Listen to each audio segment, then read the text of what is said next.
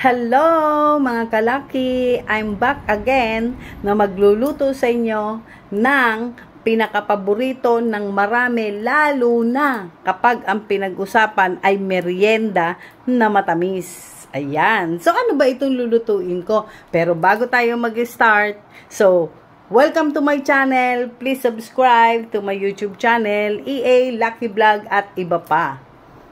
At ano pa? So, makikita nyo ngayon yung join.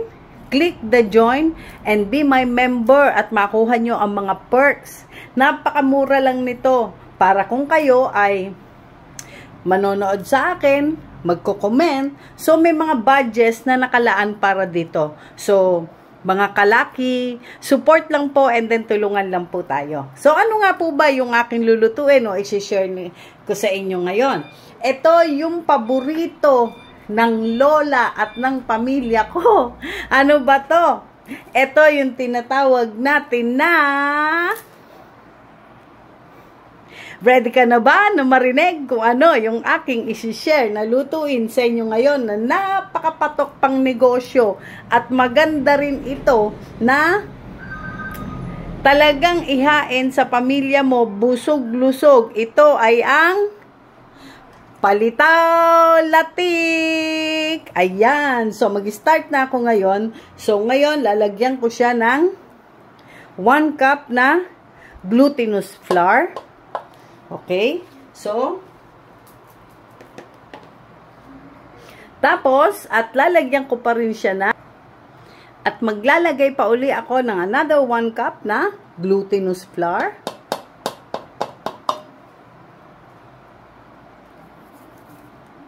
Tingnan natin, medyo madilim. Lagyan natin ng ilaw. Ayan. At ang kamay ko ay napakadilim. Ayan. So, syempre, hindi lang yun doon natatapos. Maglalagay din ako ng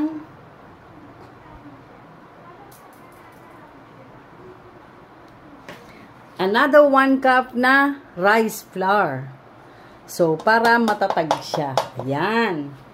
So, ngayon, start na tayo. So, ano yung gagawin natin? Siyempre, maglalagay tayo ng abangan.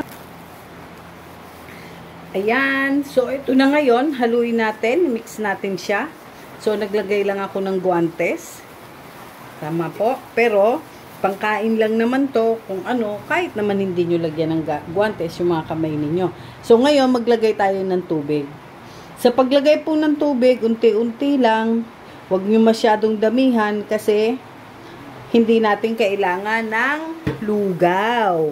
Ang kailangan natin dito ay mabuo itong glutinous rice. Yan. Kaya ang nilagay ko, konti lang. Halu-haluin natin siya hanggang sa ito ay magsama-sama. Pero tulad yan, kulang pa rin sa tubig, okay lang yun. Pwede naman tayo magdagdag ng water. Unti-unti rin. Hindi ko na po sinukat yung tubig dahil depende ito sa dami ng gagawin ninyo. Wala naman itong tamang sukat kasi hindi naman tayo nagbe-bake. Ang mahalaga lang, yung consistent lang po ng magiging tigas ng inyong glutinous o ng inyong malagkit. By the way, yung glutinous na to, hindi naman kailangan na magpagiling tayo. Kasi di po ba meron namang na nabibili mga powder na glutinous. Ayan. So, tingin ko, okay na to. Kaya depende sa inyo yung dami. Yung dami kasi ng lulutuin nyo. Kami naman, tatatlo lang naman kami ngayon dito. Kaya, okay na to. By the way, mga kalaki, so, please watch yung iba kong mga video. So, marami kayo doon makikita. Meron yung mga easy tipid-tipid. Tulad nung isang araw, nag-post ako ng video na tipid-tipid na lutuin, yung nilagang manok. 'Di ba? Yan. Saan ka nakarinig? Nilagang manok. Samantalang alam ng karamihan sa atin, lalo na ng mga Pilipino, nilagang baboy. Ngayon, nilagang manok. Masarap lumabas. Para rin nilaga. Hindi naman nagreklamo yung manok eh. Ayan. So ngayon, ayan. Maulan pa rin. Umuulan sa labas. So mag-ingat lang po tayo. At yung iba ko pa, meron akong mga lutuin na sisig. Ayan. Menudo. Kakaibang luto ng sinigang. So meron din ako na tips kung paano lutuin ang crispy na yung malutong na mani. Yan, yung crunchy na pwede nyong gawin pang negosyo. So, ngayon, okay na yan. So, start na tayo. So, magbibilog na ako. At sa pagbibilog ko, kailangan natin ng dahon ng saging para hindi dumikit yung palitaw. Kasi kung yung palitaw ay lalagay lang natin sa plato, so magiiwan pa siya ng dikit. So, 'di ba, yung iba pag ginawa ito, ayan. So, ganyan din gagawin natin. Bibilo. Hahabaan din natin siya. Sabi nga nung mga lola natin noon, para maganda raw yung yung size. 'Di ba? Tama nga naman, oh. Makikita mo yung size. So, mamaya, ganyan lang.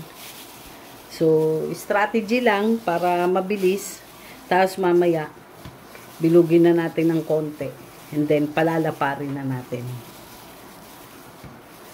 So, yun lang, guys. So, mga kalaki. So, balik tayo uli sa susunod natin kung paano yung gagawin natin. So, magbilog-bilog muna ako.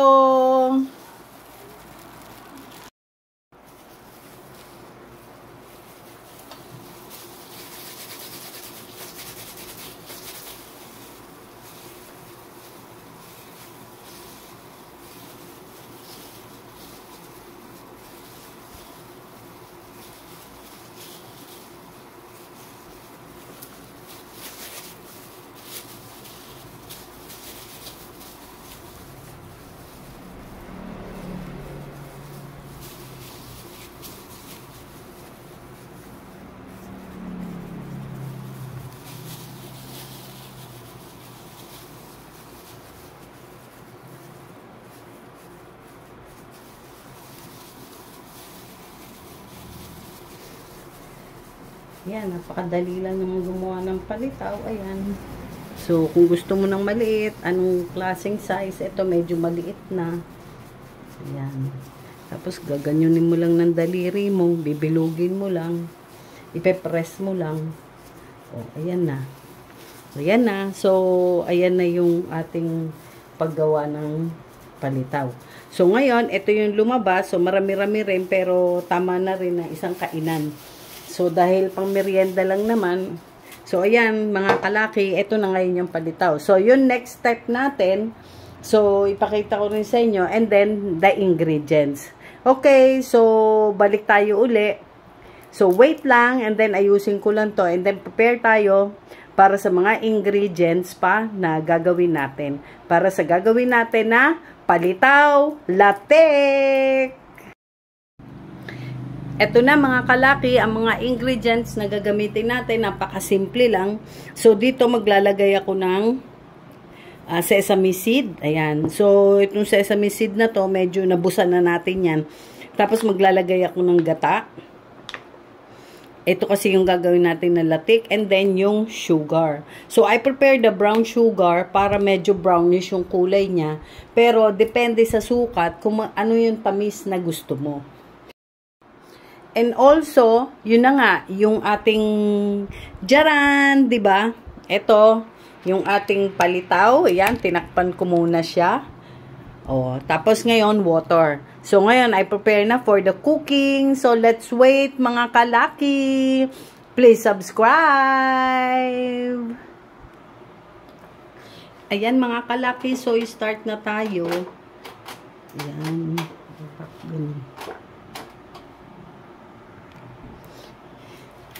Ayan, ngayon, unahin natin. Pero parang gusto ko, kasi ito talaga naka-stack na lang to. Busado na. Pero parang gusto ko pa rin siyang ibusa para mabalik naman yung kanyang amoy.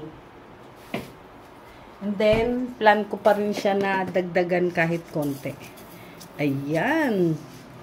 Para mas masarap. Kasi malasa kasi yung merong na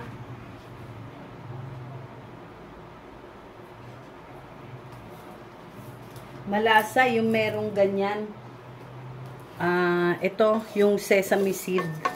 Ayan. So, sandali lang. And then, sunod natin dito yung maglalatik na ako. Napakasarap nito. Gustong gusto talaga ito. At saka, pag binili mo ito sa market, mahal to. Yan. So, sandali lang natin para at least lang yan. Wala naman tayong intention na ito ay sunugin.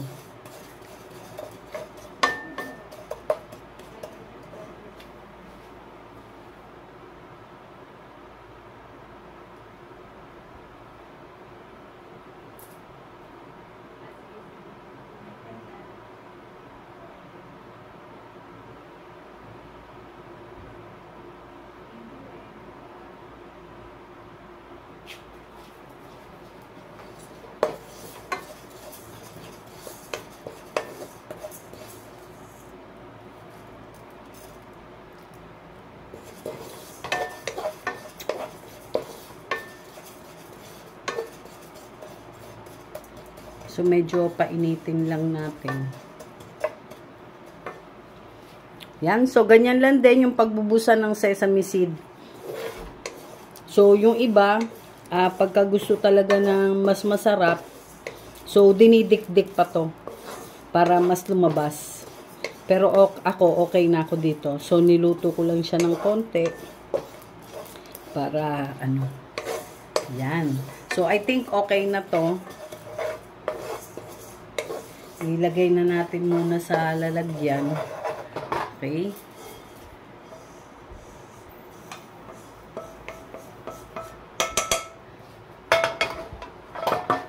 Yan. Mabango na. And then, ngayon, maglagay tayo ng gata. So, ito yung purong gata. Purong gata ito.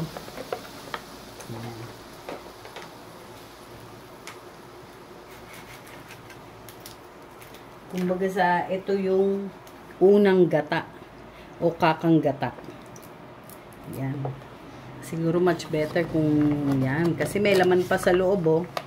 So, simutin nyo rin. Kasi sayang din naman kung itatapon nyo lang. Wala naman tayong gagamitin ng gata mamaya, eh. So, kaya matatapon lang siya.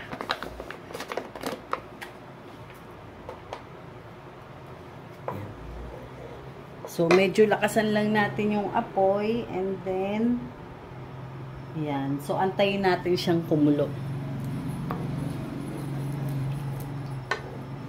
Hanggang sa maging latik siya. Ayan mga kalaki. Nakikita nyo medyo kumukulo na siya. Yan.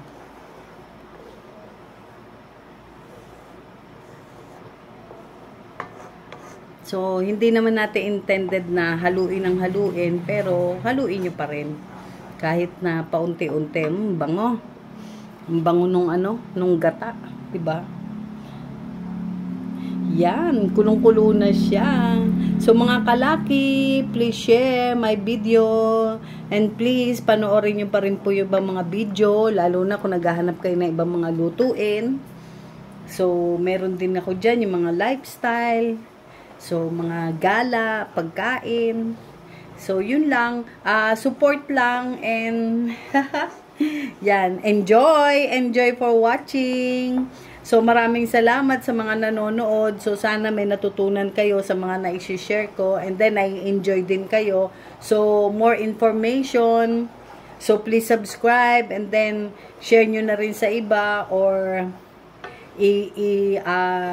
yung link, i-share nyo po sa mga friends nyo para rin naman mapanood din po nila ito. Maraming salamat po. God bless everyone. Ayan po, kumukulo-kulo na. So, antay-antay lang tayo. Ang gusto natin dito ay magkakaroon tayo ng latik. Ayan. So, sa mga hindi po nakakaalam sa latik, yun po yung granules na galing po sa gata na nabubuo na inilalagay sa mga ibabaw ng kalamay. So, tayo naman, ito, ilalagay natin itong latik dun sa gagawin nating palitaw. Kaya napakasarap talagang lalabas nito at napakabilis lang talagang lutuin. Ayan. So, wait ulit tayo para sa paglatik nito. So, for sure, after na maglatik, napakabilis na po nitong lutuin.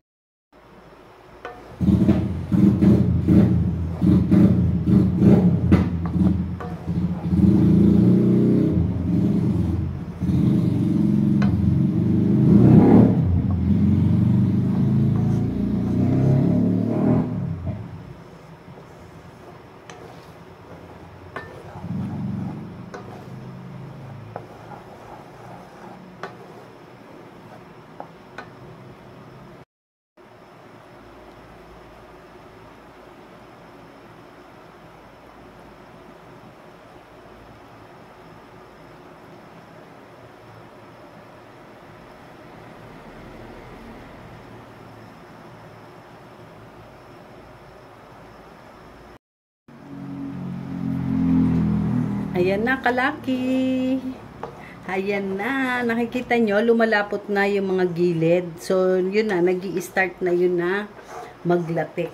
So, wait lang muna tayo. Pero, alam mo ba, yung gata kanina na nilagay ko, medyo malapot na siya. Thick na siya kung ipapares kaysa kanina.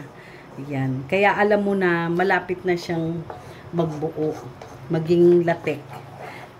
Ayan, sarap talaga nito, mga kalaki. Pwede nyo rin itong gawin sa bahay nyo. Napakabilis lang talaga. Gusto nyong gawin business? Pwede rin. Diba? Kung sa bahay nyo, hindi na kayo bibili sa labas. So, ayan o, nakita nyo, talaga naman sobra nagbabubbles.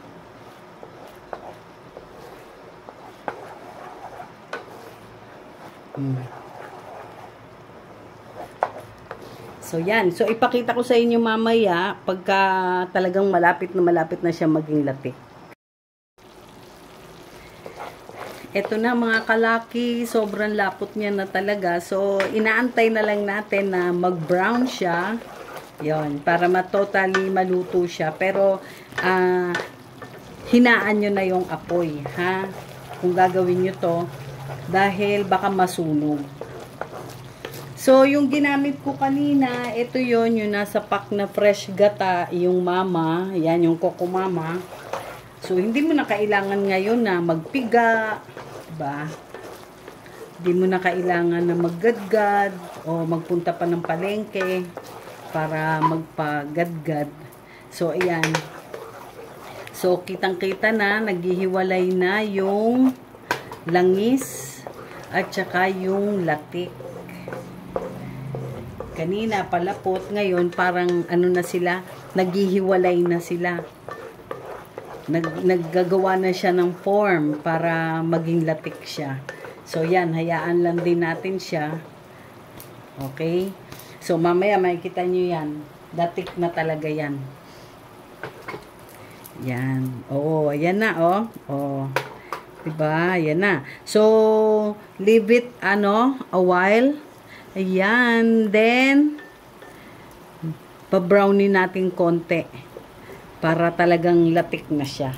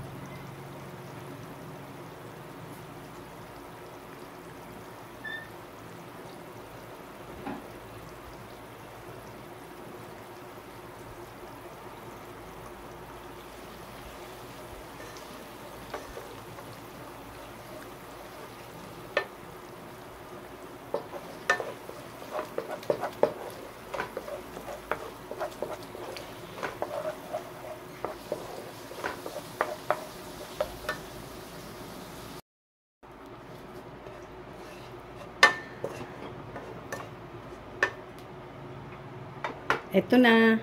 Ito na mga kalaki. Yan na. Latik na. Oh, naglatik din pala yon. So, ako rin na-amaze din ako na pwede rin pala talagang maglatik siya. Kahit nandun lang sa mga, yon yung pouch na binibili natin o yung mga nasa lata. Ayan. So, ngayon saling ko na to. And then, next tayo, gagawa na ako ng arnibal. Saling ko lang. Just wait lang.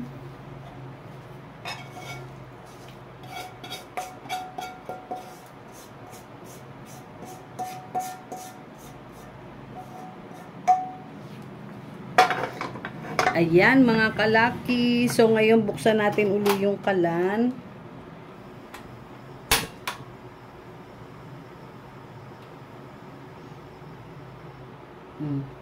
Hindi naman natin ilalagay lahat yung oil. I think yan yung nabibili natin ngayon, yung oil, yung coconut oil. Palagay ko yan yun eh.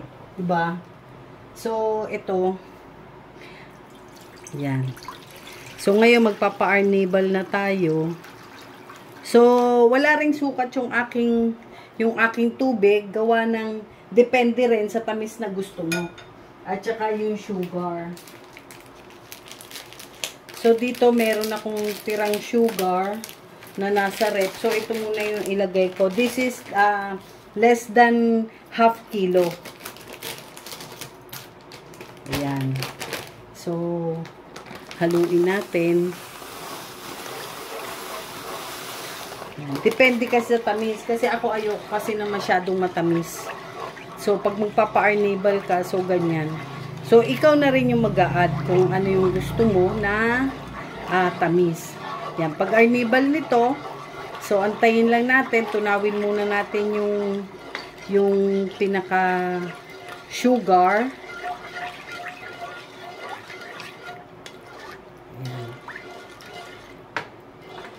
So, actually, masyadong madami yung tubig ko para sa arnibal, di ba? Pero, okay na rin yan kasi para dito na rin kasi natin lulutuin yung palitaw. Tsaka, masarap din kasi yung medyo meron tayong hinihigop kesa yung malapot na arnibal. Ayan. So, itong sandok ko, ayan, meron pang hindi ko na siya hinugasan. So, meron pa siya nung sariwang gata na ginawa nating latik. So, ayan guys. So, wait tayo na mag-boil ito. And then, so yung next step natin. Ayan na mga kalaki. So, ito na ngayon yung ginawa kong arnibal. So, tinikman ko na din siya. So, masarap na siya. Hindi siya katamisan. Tamang-tama lang. So, ika nga, suit sa taste mo. 'Di ba? So, ngayon, ang ilalagay ko rito, ilagay na natin itong sesame seed. So, pagsamasamahin na natin siya para mabilis na lang. And then, itong ating ito, yung latik. Yan. So, wag nyo na isama yung mantika para may paggamitan pa kayo. Kasi hindi naman masarap pagka masyado siyang mamantika. Ayan. So, while kumukulo siya, ayan, diba? So, ngayon, unti-unti naman natin ilagay itong palitaw. So, guys, ayun lang, pagsamasamahin na natin, sabay-sabay na yung gawin natin para mabilis na lang siya, ayan, maluto. Yun lang, dumidikit yung aking palitaw. Ayan. Diba? So, hindi naman na kailangan pagtagalin. Shortcut lang ang luto. Ang mahalaga lang dito, yung lasa. Diba? Oh. Yung masarap siya.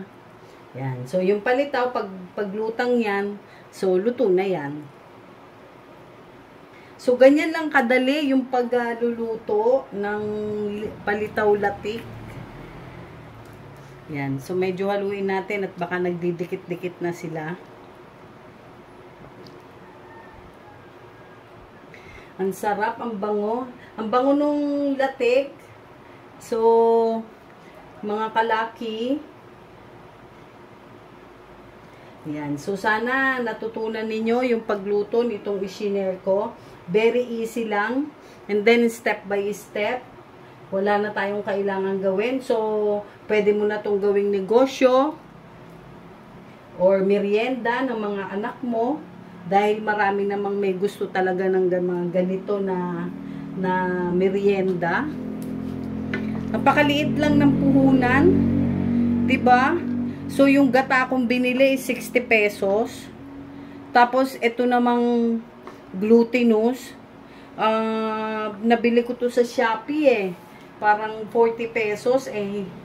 Marami na akong pinaggamitan eh. Ang isang kilo is 4 cup. Ay, oh yeah, 2 cup lang naman yung kinuha natin. Napaka ano lang. Napaka liit lang ng puhunan. Yan.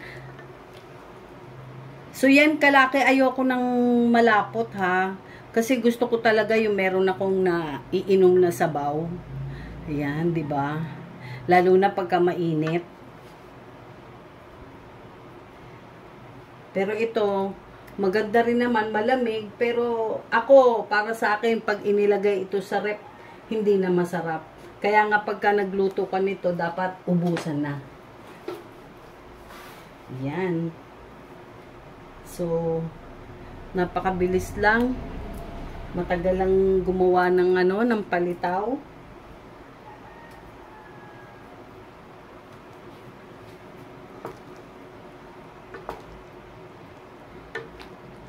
At saka ito, lalapot din yan eh. Gawa nung sa gawa nung sa glutinous natin na ginawa. So, nilagyan ko siya, diba, ng rice flour. So, ang reason ko kasi doon, para hindi masyadong malambot yung pinaka-palitaw niya. Kasi pagka malambot, parang siya, malapsa ang labas. So, yan. So, kaya nilagyan ko din siya. So, bali, 2 cup na glutinous at saka 1 cup na rice flour. Naku mga kalaki, napakaliit lang ng puhunan. Kaya, yung sugar naman, mga kalaki, sa O-Save kayo bumili. Napakamura. Yung kulay pula, 69 pesos lang ang 1 kilo. Samantalang kung sa labas o sa palengke, magkano na yan? 70 plus o 80 mahigit, parang ganun. Depende rin sa tatak.